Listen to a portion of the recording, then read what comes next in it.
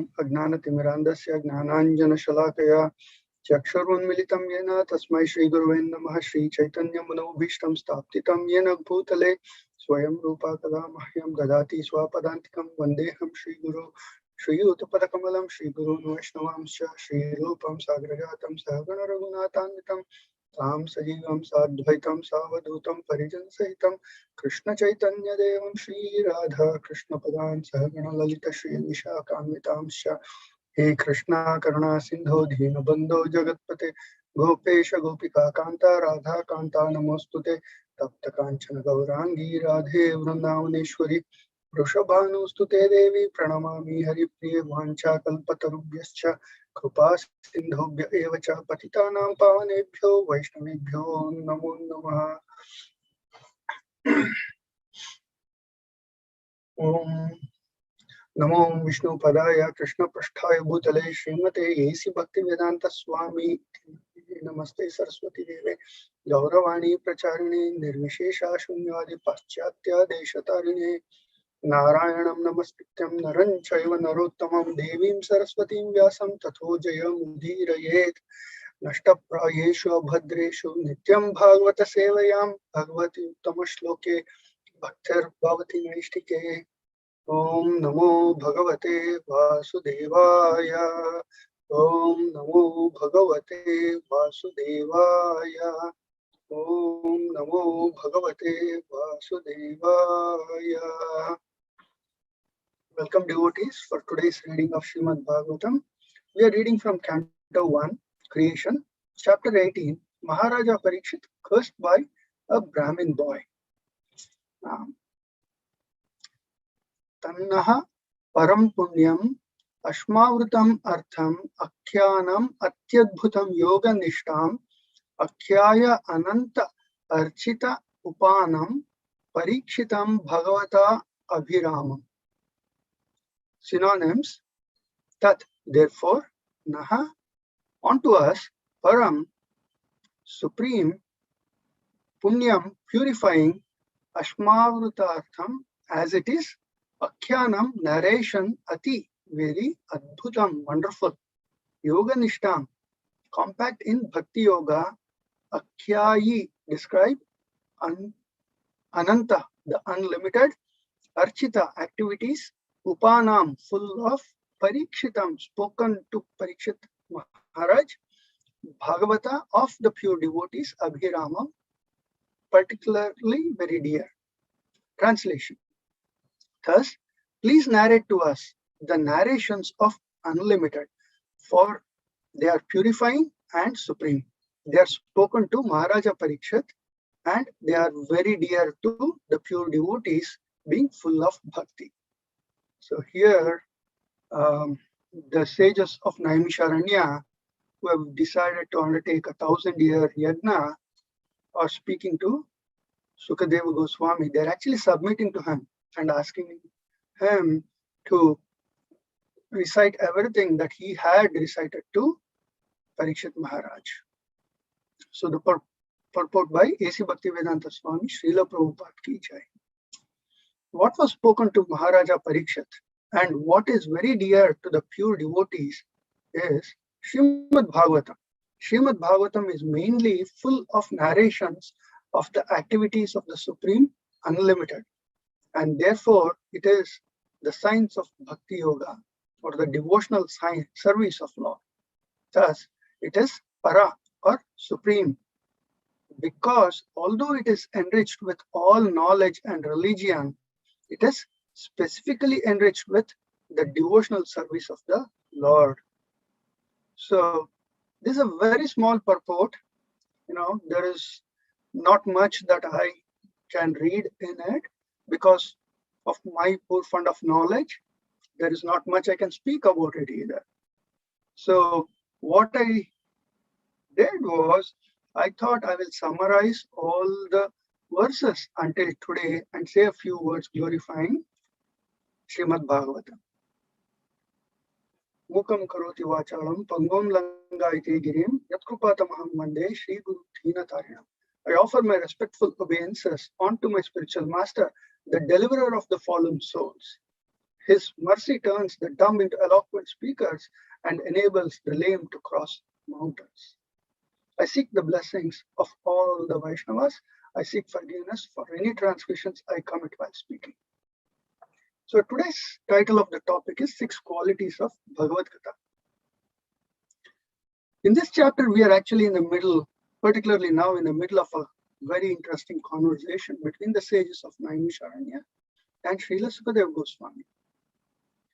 And just to summarize, I've been listening to all these verses, and somehow I was not able to realize how enriching this particular chapter is. Every single verse has a theme to it and a topic to it.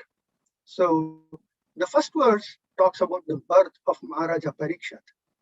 Maharaja Parikshit was targeted by Brahmastra, which was released by Ashwatthama.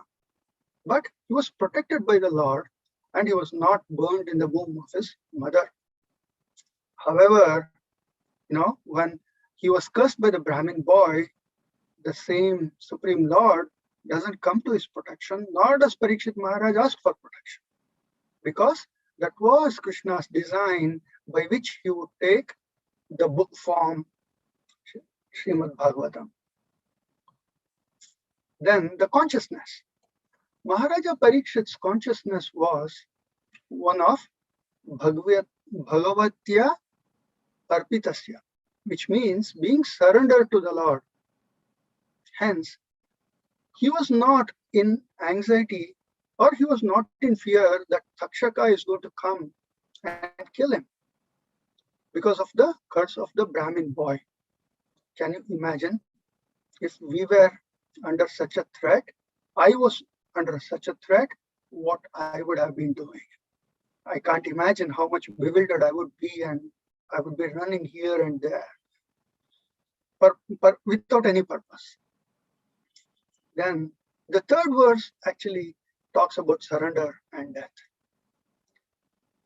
The moment Maharaja Parikshit hears that he has 7 days to leave his body, what he does, without a second thought, he gives up all his material associations, including his title as a king, his whatever opulence he had, his relatives, his relations, everything he gives up.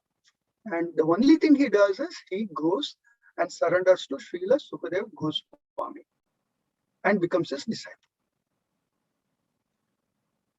This act leads him to the true understanding of the Lord's actual position, which is Vignata Ajita Samstita. That is the true position of the Lord, after which he gave up his body. The verse 4 describes the glorious death or passing away of Maharaja Parikshit. Those who dedicate their lives to the transcendental topics of the Supreme Lord do not have any confusion even at the time of death, for they constantly remember the lotus feet of the Lord. There is simply no confusion. They are very clear what they want. They want the service of the Lord, so they are remembering. And Krishna also helps his devotees by helping them remember him. Verse 5 and 6 talks about Kali's, the personality of Kali's situation in the kingdom of Parikshit. We all know Kali had entered the world on the day Lord Krishna departed from this world. As long as Parikshit was the king, there was no question of Kali flourishing. So Kali had no way of coming out and exercising his discretion. The 7th verse was an eye-opener to me. It speaks about one good quality that there is in Kali Yuga, the single most important one. In Kali Yuga, if you have the intent of doing an auspicious act, it bears the fruit. Whereas if you have a sinful intention, then it doesn't bear a fruit until you act on it, which is very profound. In the other three yugas, it's the other way around. You have an auspicious intention, it bears a fruit, and whereas if you have just an intention of doing bad or inauspiciousness, then it immediately bears a fruit. In Kali Yuga is very dangerous for those who are less intelligent and who have a poor fund of knowledge. But it is very safe for devotees because devotees are constantly remembering the Lord and glorifying the Lord. They are always at the lotus feet of the Lord and in the association of other Vaishnavas. Verse 9, Srila Sukadeva Goswami completes talking and narrating and glorifying about Parikshit Maharaj. And in verse 10, Srila Sukadeva Goswami tells us the importance of hearing Bhagavatam. So those who intend to make their lives perfect, they have to submissively hear Bhagavat Katha. And that is how you become perfected. The best example is Parikshit Maharaj himself. There are other examples like, in the story of Gokarna, where his brother, who was the most abominable of persons, becomes a ghost, but by sincerely hearing to Bhagavat Katha for 7 days, he gets liberated. Verse 12 is about sacrifice and Shravanam.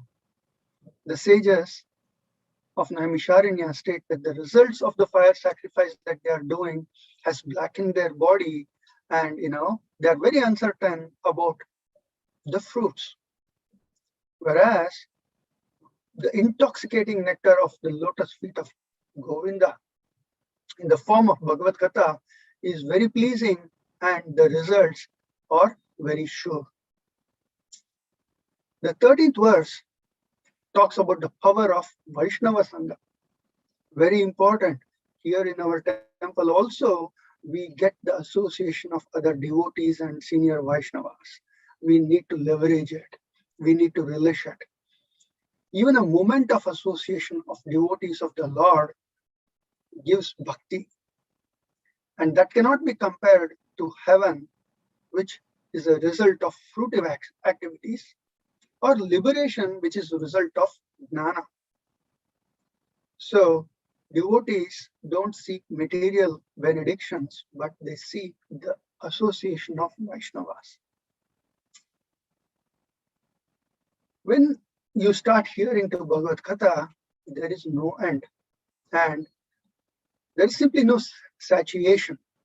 The attributes of the Supreme Lord are unlimited. His attributes cannot be measured even by the masters of mystic powers, like Ishvara and Brahma. The 15th verse speaks about the qualities of the speaker, hearer, and the subject matter itself. The qualities of the speaker is that the chief object is the Supreme Lord, and the speaker should be very eager to speak about it. What is the subject? The subject is the pastimes and glorification of the Supreme Lord. And what about the hearer? The hearer is very eager to hear the pastimes of the Lord. And verse 16 was nicely summarized by Premananda Mataji yesterday. Maharaja Parikshit attained the lotus feet of the Lord by hearing to the topics of the Lord. So the sages of Naimisharanya are again pleading to Sukadeva Goswami, "Oh, great sage, please describe to us the Bhagavatam." Now, in verse 17, the 6 qualities of Bhagavat Katha is described.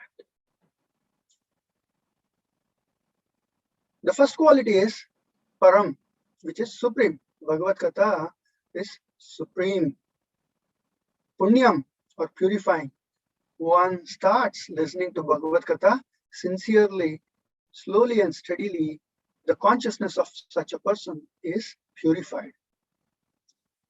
Ati Adbhutam, which means wonderful. Bhagavat Katha is surely wonderful. Each story has its own twists and turns, also attracts the mind, and slowly and steadily, it brings us to the lotus feet of the Lord. Yoga Nishtha, that is full of Bhakti Yoga. When we are listening to these stories from Bhagavat Katha or Srimad Bhagavatam, how is it that we cannot be filled with love for the Supreme Lord? Then Parikshitam, which is spoken to Maharaja Parikshit. So this Srimad Bhagavatam for the very first time was spoken to Maharaja Parikshit in this material world. Then Bhagavata Abhirama, which means dear to the devotees of the Lord. These are the 6 qualities of Srimad Bhagavatam. Now, I did not know where to go and look for glorifying Srimad Bhagavatam. So I went to Srimad Bhagavatam, Canto 1, Chapter 1, Text 2, which is in the purport, Srila Prabhupada actually glorifies Srimad Bhagavatam. So the translation states that Srimad Bhagavatam propounds the highest truth, which is understandable by those devotees who are fully pure in heart. The highest truth is reality distinguished from illusion for the welfare of all. Such truth uproots the threefold miseries. The beautiful Bhagavatam, compiled by the great sage Vyasadeva in his maturity, is sufficient in itself for God realization. What is the need for any other scripture? As soon as one attentively and submissively hears the message of Bhagavatam, by this culture of knowledge, the Supreme Lord is established in his heart. The Vedas prescribes 3 paths. One involves fruitive activities to gain promotion to better planets. Another involves worshipping demigods and promotion to the planets of demigods. And the third one involves realizing the absolute truth and his impersonal feature and becoming one with him. The impersonal aspect of absolute truth is not the highest. Above this impersonal feature is Paramatma feature. And above this is the personal feature of absolute truth or Bhagavan.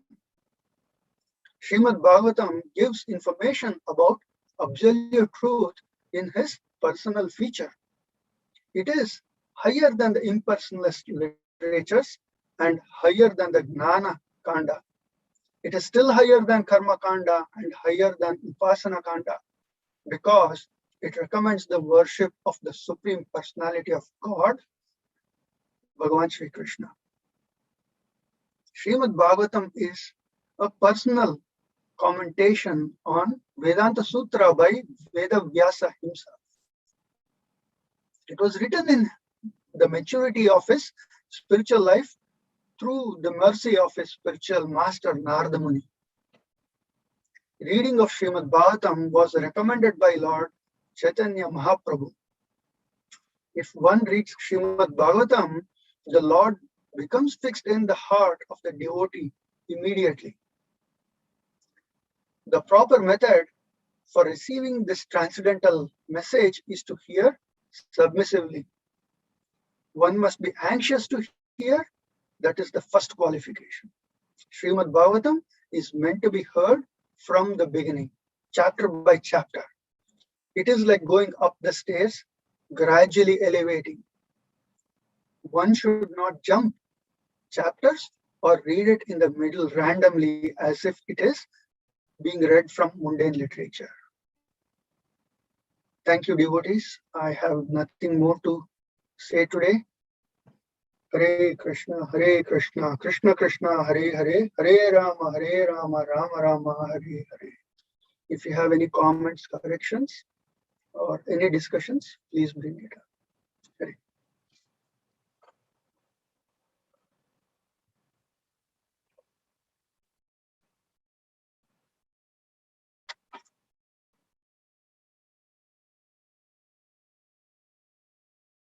Hare Krishna, Prabhu. Can you quickly repeat those six? I was just on and off hearing. So if you can put those six. Oh, sure, Prabhuji. The 6 qualities are Yeah. Param, which is supreme, Punyam, purifying, Ati Adbhutam, wonderful, Yoga Nishta, full of Bhakti Yoga, Parikshitam, spoken to Maharaja Parikshit, and Bhagavatabhirama, dear to the devotees.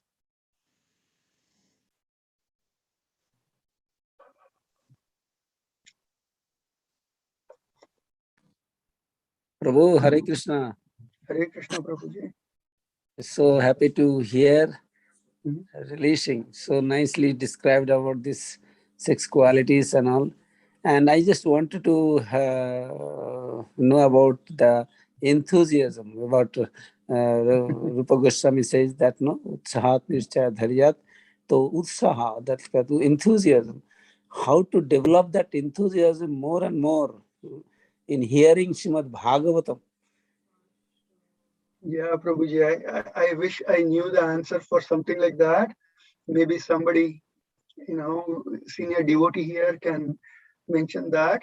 But, the nature of Krishna Katha and even Srimad Bhagavatam is, once you start hearing it, the enthusiasm actually develops from within, the eagerness to hear more. I actually remember, as a child, my grandmother used to take me to Harikatha every evening for several years, and I would go there. I used to go there primarily to get, after the Harikatha, they would give us some, offerings. And I would primarily go, as a child, I would go there for that. But slowly I started hearing, and without realizing, those stories have stayed in me, And then whenever I pester my grandmother, she would tell me stories from Srimad Bhagavatam, which increased my curiosity. And for this curiosity and enthusiasm, it's something which develops naturally. And I don't know if we can push ourselves to become enthusiastic unless there is a gain. If we understand the gain, then I think we'll become enthusiastic. That is the material nature of, a living entity. However, I believe that just the subject matter itself has the potency to generate that enthusiasm. So I don't know if this is the right answer, Prabhuji, but that is what comes to my mind. Good. If somebody else or you can enlighten, that would be so nice.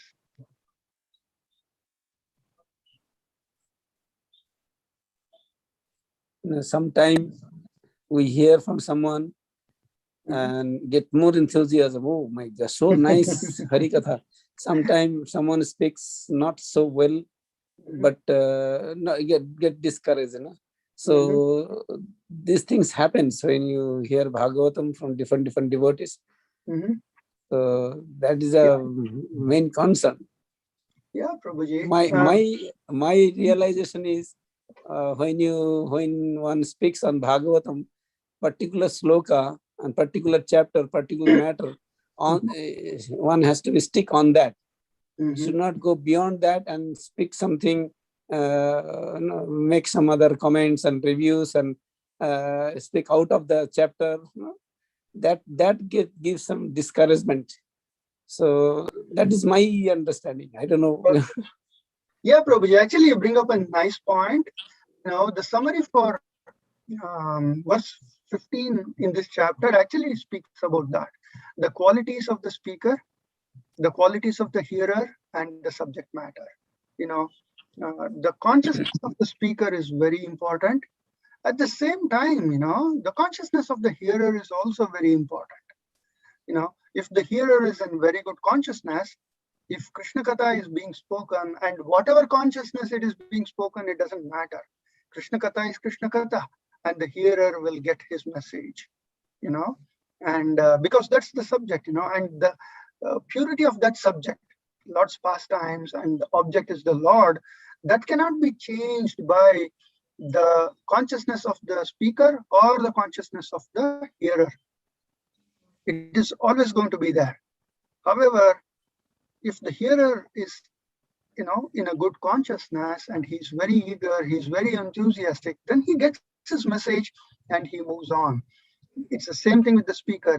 If the speaker is in a good consciousness, then it touches a lot of people. Even otherwise, the message itself will stay, and the purity of the message is never going to change.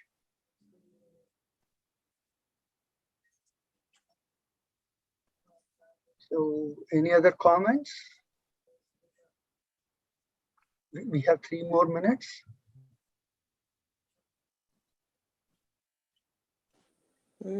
Hare Krishna, Prabhu, please accept my humble obeisances. All glories to Guru Maharaj, Srila Prabhupada. Please accept my humble obeisances. All glories to Guru and Gauranga.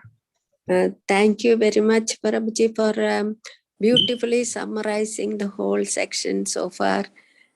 Personally, I have benefited because I missed several of chapter 18. Sorry for that. Thank you very much. Thank you very much. Like I said, I have a very poor fund of knowledge, and if there is no, if Srila Prabhupada or one of the devotees have not spoken about it, I don't know what to speak. I just copy from them, So what I thought was, this is such a small purport. What do? I just went and summarized all of them until now. That's all. Prabhuji, that way, Premanta Mataji was saying yesterday, it is not to show off our knowledge. It is, and Pratibhahu Prabhu said we have to just repeat what we have heard in the disciplic succession. We don't have to do our own research and show that I've understood so intelligently or something. And Premanta Mataji also mentioned an advanced devotee. It doesn't matter, who is the speaker. As long as it is Krishna Katha, he's very, very attuned to it. He is, the subject matter, he knows exactly, where it's going, and he's very all enthused to hear, wherever Krishna Katha is coming from. So thank you very much, Prabhu. Hare Krishna, Hare Krishna. You have done great. Hare Krishna.